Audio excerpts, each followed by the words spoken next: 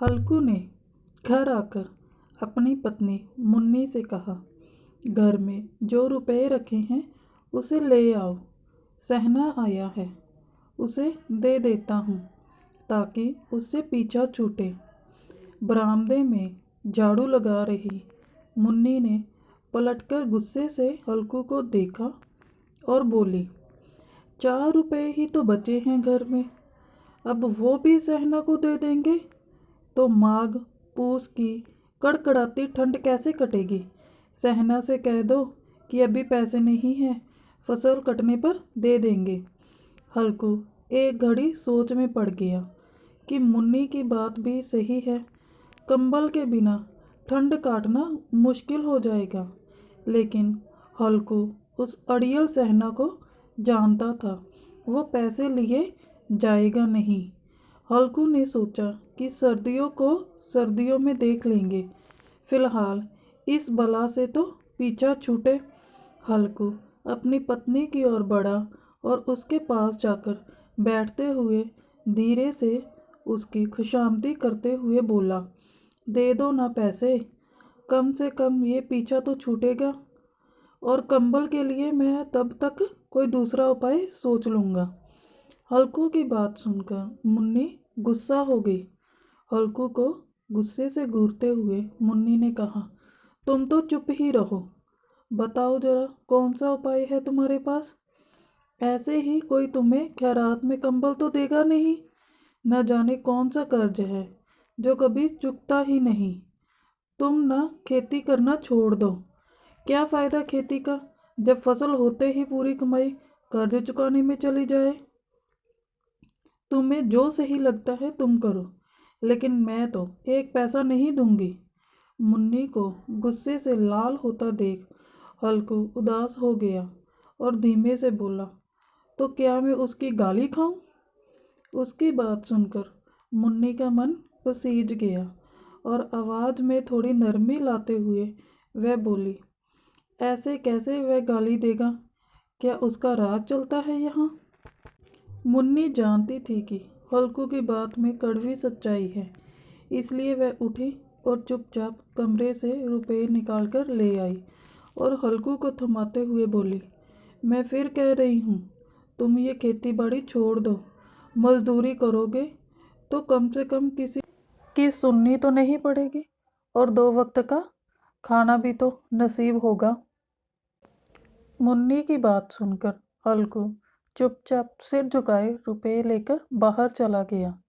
हल्कू उन 3 रुपए की अहमियत जानता था जिसे उसने पाई पाई जोड़कर कंबल खरीदने के लिए जमा किए थे।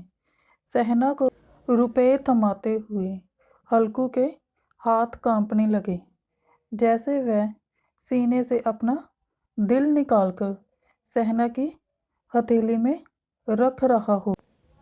वक्त बीतता गया और पूस की वो कड़कड़ाती सर्दी रातें आ भी गई। आसमान में जैसे चांद तारे भी ठंड से ठिठुरते लग रहे थे। हल्कू अपने खेत के किनारे बांस एवं पत्तों से बनाई मचान के नीचे पुरानी सी चादर ओढ़े काम कम कपाते हुए बैठा था और साथ में उसका कुत्ता जबरा भी उसके साथ था, जो सर्दी के कारण बार बार कू कू की आवाज़ें निकाले जा रहा था।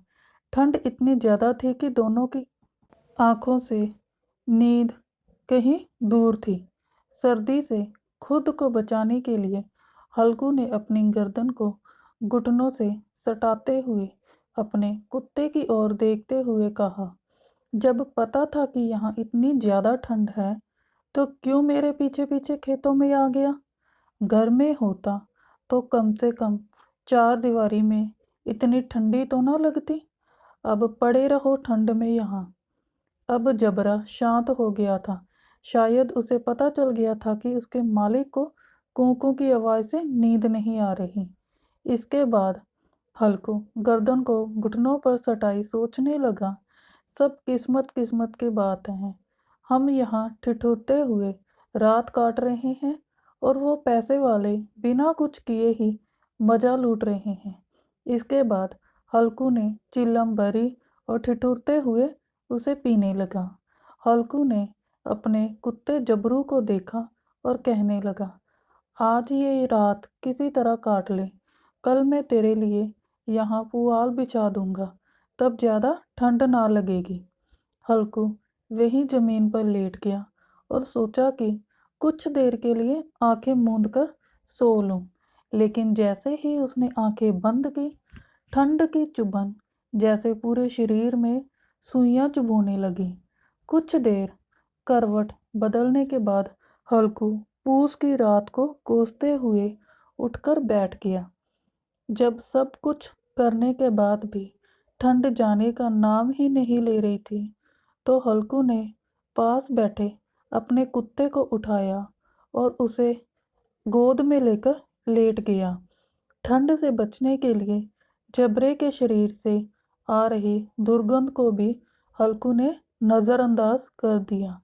जबरे को भी गर्माहट मिल रही थी और उसने भी आंखें मूंद ली थी और सोने की कोशिश कर रहा था कि तभी जबरे को कोई आहट सुनाई दी और वो एकदम सावधान की मुद्रा में खड़ा हो गया। जबरा अचानक मचान से बाहर निकला और इधर उधर दौड़ते हुए जोर जोर से भौंकने लगा। कुछ देर यहाँ वहाँ भौंकने के बाद जबरा दोबारा हल्कू से सटक कर बैठ गया। ऐसे ही रात का एक और घंटा बीत गया और ठंड कम होने का नाम ही नहीं ले रही थी। हल्कू उठकर बैठ गया। वो दोनों हाथों से टांगों को कसकर पकड़े हुए घुटनों पर सर टिकाए बैठा था। ठंड में हल्कू को लगा जैसे उसका खून जम गया हो और वह बेबसी से बस सुबह होने का इंतज़ार करने लगा। हल्कू के खेत के सामने ही आम का एक पेड़ बड़ा सा बाग था, जिसे देखकर वह सोचने लगा कि पतझड़ शुरू हो चुकी है और ज़रूर इन पेड़ों से पत्तियां झड़ी होंगी, तो क्यों ना इसके सूखे पत्ते लाकर देर तक आग सेक लूं। हल्कू ने सोचा कि वह पत्तियां उठाने तो चला जाए, पर कहीं रात के अंधेरे में उस पर कोई जानवर हमला ना कर दे और उसे ऐसे देखकर कोई भूत ना समझ ले। कुछ देर यूं ही सोचने के बाद हल्कू एकदम से उठा और एक सूखे पौधे को उखाड़कर उसे मशाल की तरह जलाकर पेड़ों की ओर चल पड़ा।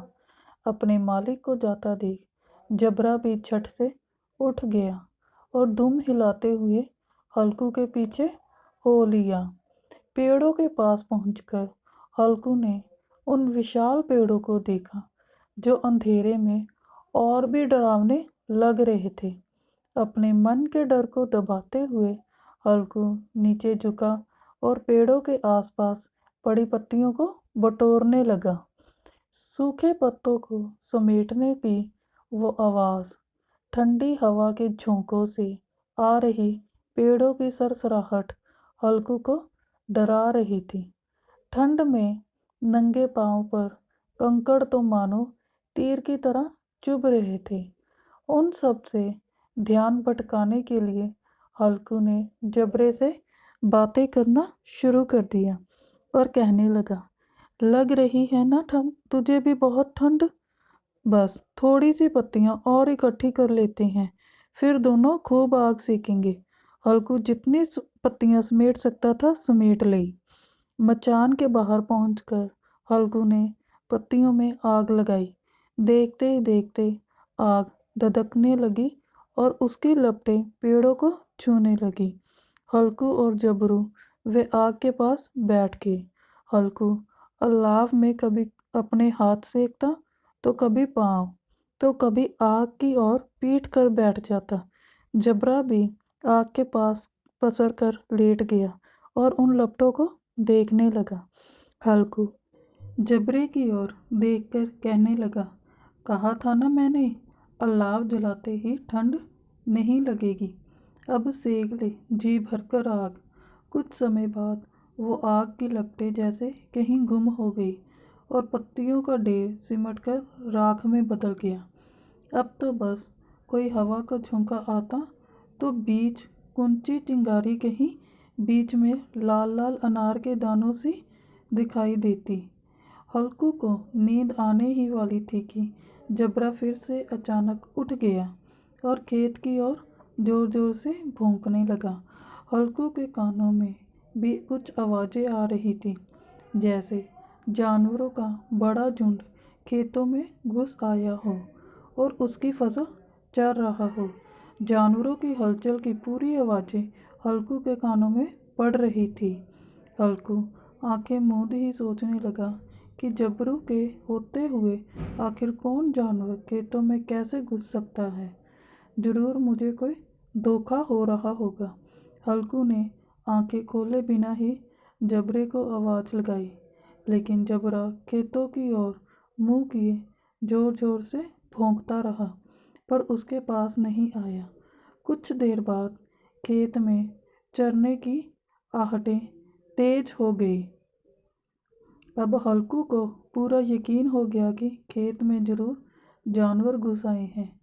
अपने आलस को जकोरते हुए हल्कू आधे मन से उठकर बैठ गया। इस कंपकंपाती ठंड में उठकर खेत में जाना और फिर जानवरों को भगाना उसे बेहद मुश्किल सा लग रहा था। हल्कू वहीं बैठे बैठे जबरे को आवाज़ देने लगा। हल्कू की आवाज़ सुनकर जबरा और भी जोरों से भौंकने लगा। खेतों में नील गाय का झुंड घुस आया था, जो पूरी तैयार फसल को चरने के साथ ही उसे तहस नहस किए जा रहा था। जबरा अपना गला फाड़ फाड़ कर भौंके जा रहा था, जैसे उन्हें वहाँ से चले जाने को कह रहा हो। इस बार हल्कू ने पक्का इरादा करते हुए खुद को समझाया और चादर को शरीर पर लपेटते हुए खेत की ओर जाने के लिए कदम बढ़ाने लगा। हल्कू कुछ कदम ही चला था कि अचानक तेज हवा के झोंके से हल्कू दौड़ता हुआ राख के ढेर के पास लौट आया और पास पड़ी लकड़ी से उसे कुरेदने लगा, ताकि उसके शरीर को कुछ गर्माहट मिले। जबरा खेतों के पास भौंकता रहा और हल्कू उस राख के ढेर के पास सिकुड़कर बैठा रहा, जैसे उसे किसी ने जकड़ रखा हो। नील गाय के झुंड ने देखते ही देखते पूरे खेत को तहस नहस कर दिया। हल्कू उसी राख के ढेर के पास चादर ताने सो गया और जानवरों के जाने के बाद जबरा भी हाँफते हुए हल्कू के पास आकर बैठ गया। सुबह जब हल्कू की आंख खुली तो दिन चढ़ आया था और धूप निकल आई थी। सामने बैठी मुन्नी उसे गुस्से से घूरते हुए जोर जोर से कह रही थी, दिन भर सोए रहोगे क्या? उठकर देखो तो सही, जानवरों ने पूरी फसल का क्या हाल कर दिया। अब हम क्या करेंगे? तुम्हारे रात में खेत में होने का क्या फ़ायदा? अगर चादर तान कर सोना ही था तो घर पर ही पड़े रहते। मुन्नी को चुप होते ना देख हल्कू धीरे से उठा और उससे पूछा, क्या तुम खेत से होकर आ रही हो? क्या सच में हमारी पूरी फसल तबाह हो गई है? मुन्नी ने गुस्से से जवाब देते हुए कहा, हाँ, सब कुछ खत्म हो चुका है, हम तबाह हो चुके हैं। हल्कू जानता था कि मुन्नी ऐसे चुप ना होगी, तो उसने बहाना बनाते हुए कहा, तुझे तो बस खेत की पड़ी है, मैं यहाँ रात में मरने से बाल बाल बचा। रात को हल्कू की बात सुनकर मुन्नी कुछ ना बोली। फिर दोनों खेत के पास आ गई और बुरी तरह रोंदे हुए खेत को देखने लगी। खेत की दुर्दशा देखकर मुन्नी के चेहरे पर उदासी छा गई और वह मन ही मन सोचने लगी कि अब गुजारा कैसे होगा। पर हल्कू के चेहरे पर एक अलग ही शांति थी। मुन्नी ने चिंता जताते हुए हल्कू से कहा, लगता है अब मजदूरी करके ही दिन काटने पड़ेंगे। हल्कू ने चेहरे पर हल्की सी मुस्कान बिखेरते हुए कहा, चलो, कम से कम अब इन सर्द रातों में यहाँ सोना तो नहीं पड़ेगा। तो दोस्तों, इस कहानी से हमें ये सीख मिलती है कि मजबूरी में इंसान को कई बार ना चाहते हुए भी कठिन फैसले लेने पड़ते हैं, जो हमारे भविष्य को प्रभावित कर सकते हैं। विपदा कभी भी आ सकती है, इसलिए हमेशा चौकस रहना ज़रूरी है। तो दोस्तों, मुझे उम्मीद है कि मुंशी प्रेमचंद जी की ये कहानी पूस की रात आप सबको भी बहुत अच्छी लगी होगी। तो इस कहानी को, वीडियो को लाइक, शेयर और चैनल को सब्सक्राइब ज़रूर करें।